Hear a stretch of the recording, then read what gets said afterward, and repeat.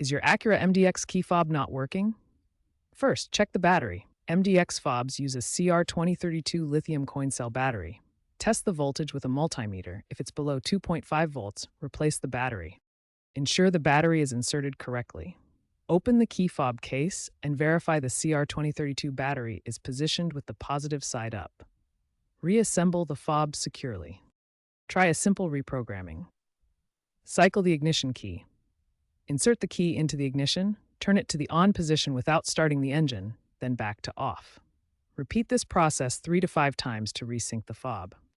If issues persist, the problem might be the car's antenna. Corrosion or wiring issues, common in humid climates, can prevent signal reception. Inspect the keyless entry antenna, often located in the BCM or roof-mounted area. For 2024 and newer MDX models, check for over-the-air updates. These can fix software issues with the key fob. Use your My Acura Plus app to check for and install any available updates. These simple troubleshooting steps resolve most Acura MDX key fob problems.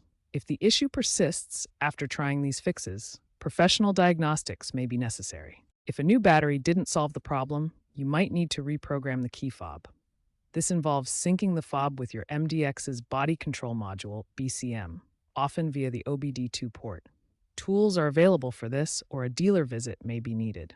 If still unresolved, inspect the keyless entry antenna for corrosion or wiring issues, especially in coastal regions. Damaged antennas can prevent signal reception, requiring replacement. Acura Technical Service Bulletins, TSBs, can guide antenna inspections. Future trends point towards smartphone app integration, reducing fob dependency, and AI diagnostics in dealership apps, predicting fob failures. Remember to always test in multiple locations to rule out interference.